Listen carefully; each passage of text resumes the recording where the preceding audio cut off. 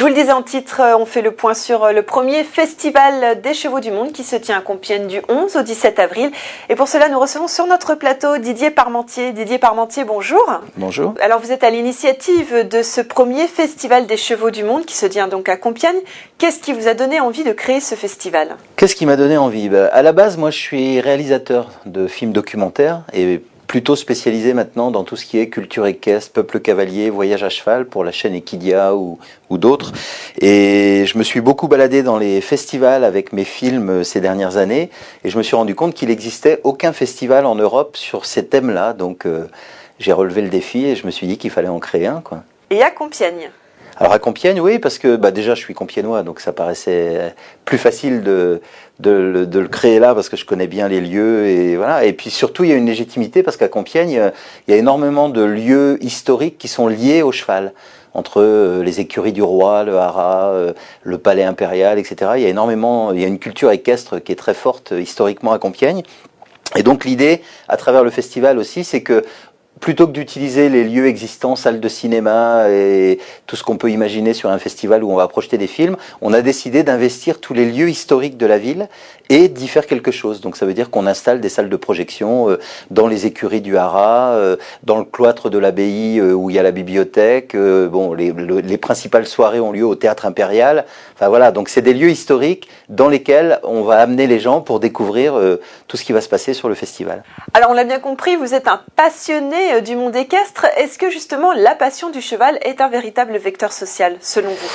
Oui, c'est vecteur de beaucoup de choses, et surtout c'est un moyen d'aller vers les autres. Quand on voyage à cheval, on est obligé d'aller vers les autres. C'est-à-dire que quand vous arrivez en voiture ou en avion quelque part, vous pouvez vous balader et passer à côté des gens sans leur parler ou même sans les voir. À cheval, quand vous arrivez seul ou en petit groupe dans un village perdu au milieu des montagnes en Asie centrale par exemple, vous avez besoin d'eau pour vos chevaux, vous avez besoin d'un pâturage pour passer la nuit, vous avez besoin vous de vous restaurer, de dormir, etc. Donc on est obligé d'établir le contact et d'aller vers les populations locales, et ça c'est primordial, quoi.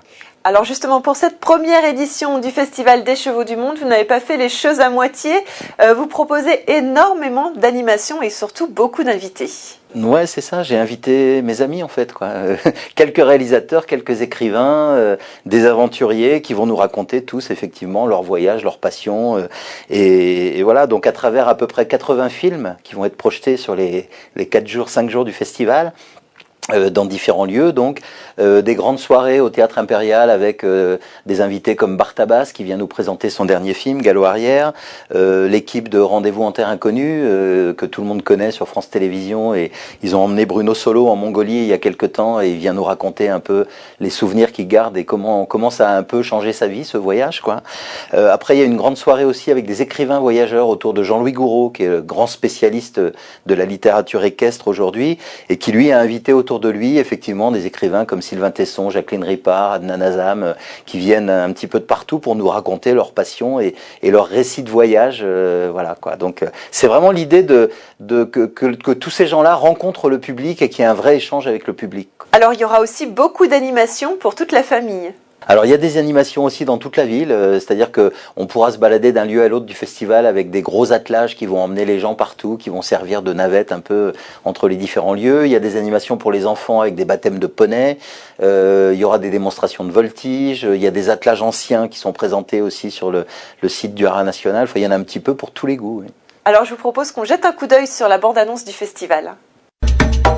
Le Tour du monde à cheval, à 45 minutes de Paris, c'est à Compiègne, du 11 au 17 avril. Les Chevaux du Monde, festival international, c'est 80 films sélectionnés, plus de 700 livres, 50 écrivains invités, un forum du voyage à cheval et 4 grandes soirées au théâtre impérial.